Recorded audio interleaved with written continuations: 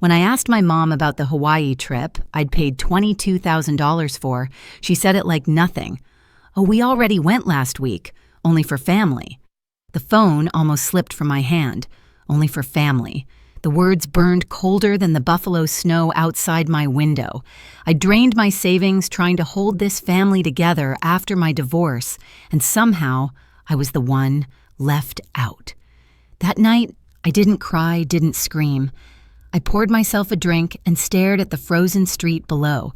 Because if they thought they could erase me that easily, they were about to find out what family really costs. After my divorce, I kept telling myself family would be my anchor.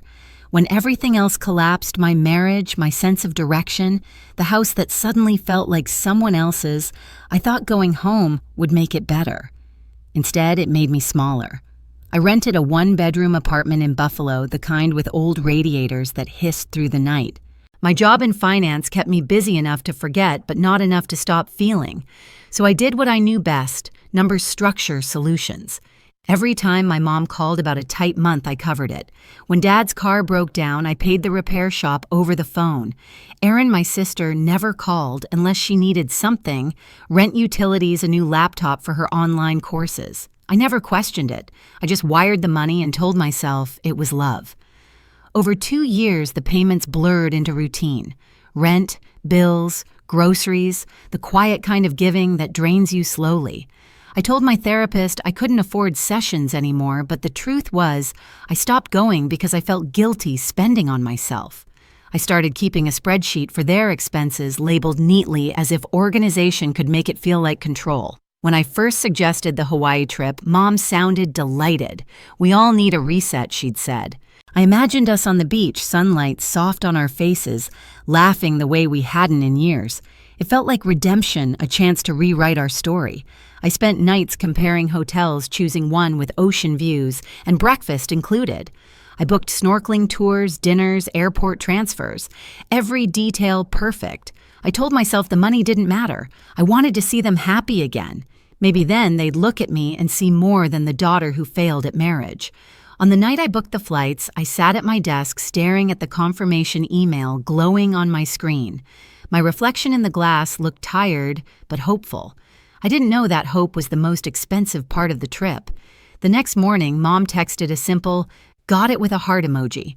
I smiled back, not realizing that message would be the last time she'd treat me like part of the family. Because the truth, betrayal doesn't come all at once. It builds quietly, one payment, one favor, one unanswered thank you at a time. The call came on a gray Saturday morning, one of those Buffalo days when the sky looks like wet concrete. I had my coffee in hand, my to-do list open, the kind of morning where you think you're finally getting your life together. Then I saw Mom's name light up my phone. I answered with a smile I didn't realize I still practiced. "Hey, Mom, how's the Hawaii planning going?" There was a pause too long to be bad service. "Oh," she said finally, her tone clipped, almost bored. "We already went last week. Only for family." For a second, I thought she was joking. My laugh came out brittle. "What do you mean, went?" "I booked those tickets. All 4 of them." "Yes, you did," she replied, her voice smooth like she was explaining something obvious. "It was lovely, Louisa. We just needed some time together. You've been so busy with work." I opened my mouth, but nothing came. I could hear the ocean in the background wind, laughter, the distant cry of seagulls. Then she hung up. The mug slipped from my hand and shattered against the counter. Coffee bled down the white cabinets, pooling on the floor. I stood there numb, listening to the radiator hiss like it was mocking me. Only for family. I spent the rest of the day trying to convince myself I'd misunderstood. Maybe there'd been a mix-up, a surprise, anything that didn't mean what it sounded like. But when I checked the email receipts, I saw it clearly, my name nowhere on the itinerary. I'd paid every cent, but the guest list was just them. The next few days blurred. I went to work, smiled through meetings, signed off budgets, but inside something was unraveling. Every transfer I'd ever made to them flashed through my mind like a ledger of humiliation. Bills, rent, car repairs, all the little ways I'd tried to buy belonging. One night, I pulled out a photo from years ago, Thanksgiving, before the divorce. Mom and Dad stood in the center, Aaron next to them, arms linked. I was off to the side, holding the camera remote half cut from the frame. I hadn't noticed it then, but now it felt like a prophecy. That night, I didn't cry. I sat in the dark, the phone face down beside me, and realized something I should have known years ago: love that has to be purchased isn't love. It's a transaction. And like every transaction, there comes a point when the account runs out. The next time my phone rang with their name on it, I didn't pick up. Not yet. A month passed. Snow turned to gray slush, and the city felt heavy, like it was holding its breath. I hadn't spoken to my parents or Aaron since the Hawaii call, though their absence filled the silence louder than words ever could. Then one evening, while I was sorting through reports at my kitchen table, my phone buzzed.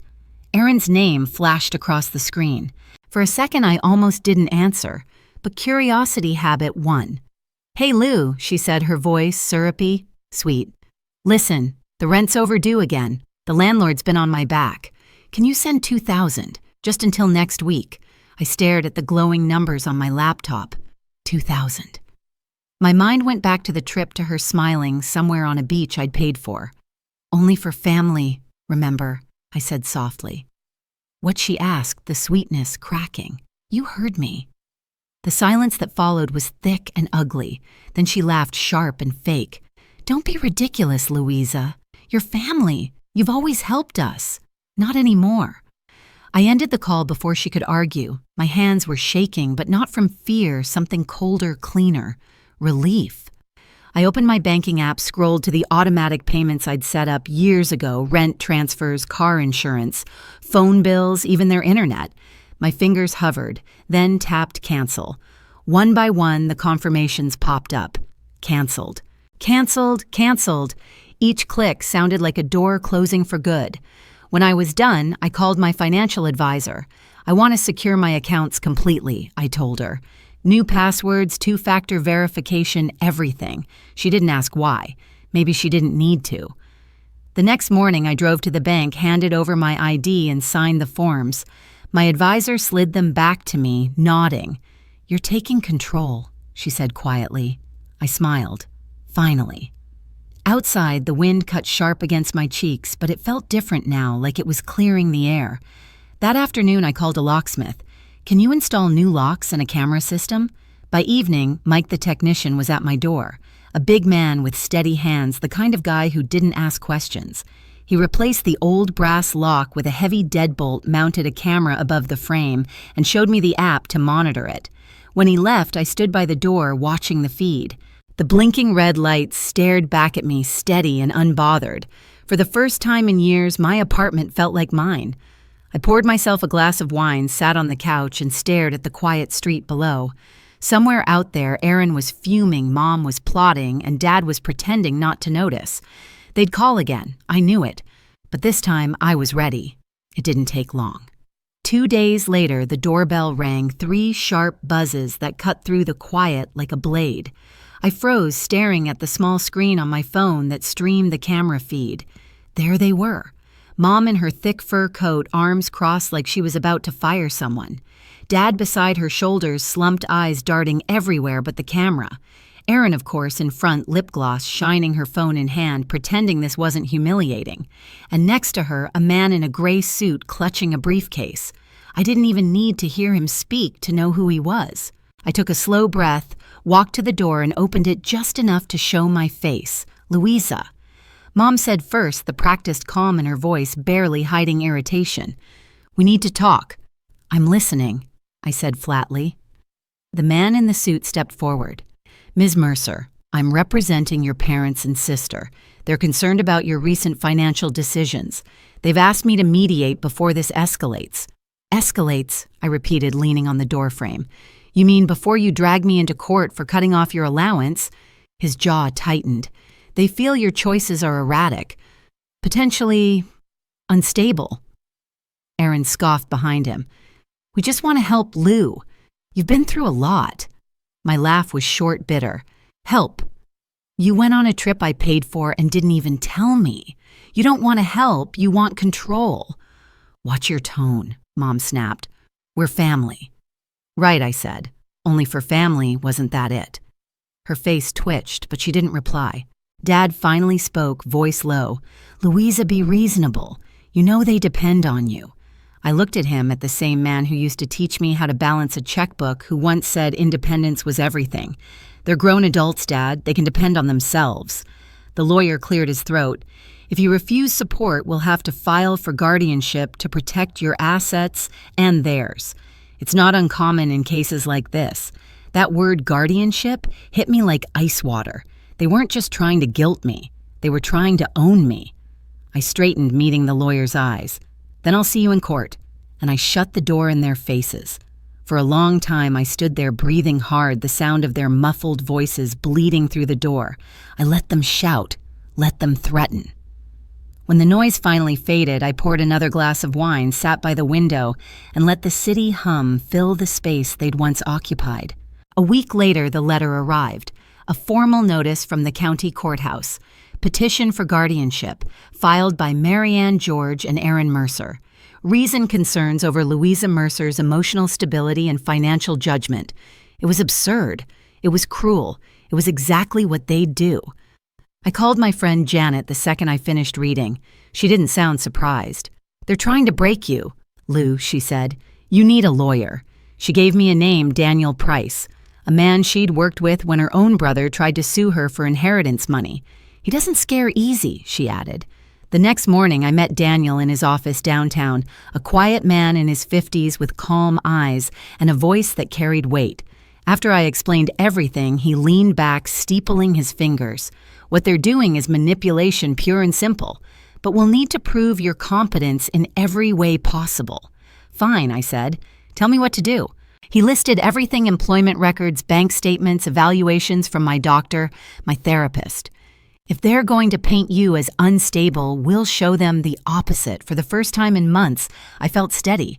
I wasn't fighting alone anymore. 2 weeks later, I walked into the courthouse.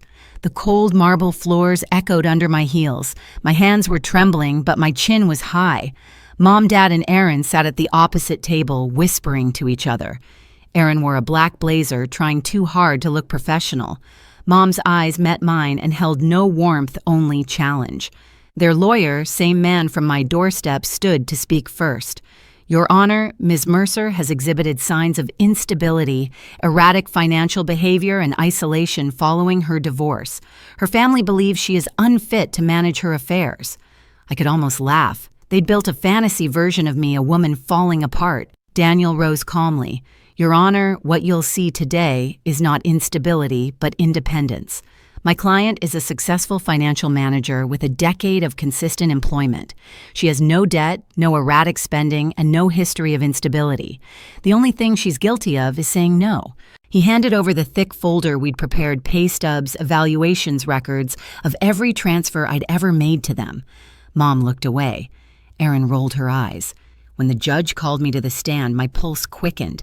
I took the oath, sat down, and met the judge's gaze.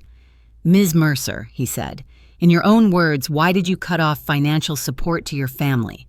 I took a breath, because I realized I wasn't their daughter anymore. I was their bank account. A murmur rippled through the courtroom. I supported them for years, rent bills, groceries. I even paid for a family vacation to Hawaii, thinking it would bring us closer. But when I asked about it, my mother said, "We already went, only for family." The judge raised an eyebrow. "And you weren't invited?" "No, Your Honor. I wasn't even told." Daniel nodded, stepping forward. "And after that, I stopped paying." A month later, they called, asking for rent money. I told them, "Only for family, remember." Gasps scattered through the benches behind me. Mom's face flushed red. Aaron's jaw tightened. The judge leaned back, expression unreadable.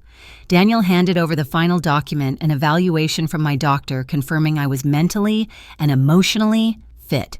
"Your Honor, the only instability here is the family's financial dependence on my client." The lawyer on their side tried to object, but his voice sounded thin now, desperate. After a pause, the judge spoke. "The court finds no evidence of incapacity. Petition denied. Case dismissed." Just like that. I didn't smile. Not yet. I just exhaled the sound trembling out of me. Mom stood slowly, gripping her purse like a lifeline. Erin looked like she might cry, though I couldn't tell if it was from shame or rage. Dad avoided my eyes entirely. As they gathered their papers, I turned toward them one last time. "You wanted control," I said quietly. "Now you have none." Then I walked out. Outside, the cold air hit me like a baptism. For the first time in years, I wasn't carrying anyone's weight, but my own. The courthouse steps gleamed wet from melted snow, and as I walked down, I thought about the phrase that started it all. Only for family. It used to sting. Now it made me smile. Because I finally understood sometimes the only way to protect your peace is to shut the door, lock it, and let them knock on the outside. 3 months after the trial, Buffalo finally thawed. The snow melted into quiet streams along the sidewalks, and for the first time in years, the city didn't feel like a cage. I moved into a new apartment, smaller but bright, with wide windows that let the afternoon light spill across the floor. The silence here was different, peaceful, earned. I spent my mornings making coffee, not checking my phone for payment reminders. My evenings were filled with small joys, reading long walks, and a beginner's cooking class at the community center. The first time I made pasta from scratch, the dough tore apart in my hands, but I laughed anyway. It wasn't about perfection anymore. It was about starting over. Janet and my book club friends visited one weekend, bringing a bottle of wine and more warmth than I'd felt in years. As we toasted, Martha said, "You look lighter, Lou." "I feel lighter," I admitted. Later that night, alone again, I wrote a single line in my journal. "Freedom isn't revenge. It's reclaiming what they took from you." Through a mutual friend, I heard Erin was working double shifts to cover her bills. My parents had moved to a smaller place. I didn't feel satisfaction, just closure. They were finally living their own lives. I stood by my window, watching the city glow in the soft spring dusk, and whispered to myself, "Only for family." This time it wasn't pain, it was peace. That night, I sat by the window lights of Buffalo, flickering like quiet promises. For years, I'd mistaken sacrifice for love, silence for peace. But losing everything had taught me something simple. Family isn't defined by blood. It's defined by respect. They said, "Only for family." I learned that real family doesn't demand your wallet to prove your worth. So I kept my boundaries, my freedom, and my name. If you've ever had to walk away from people who claim to love you, share your story below. Someone out there needs to know it's okay to choose yourself.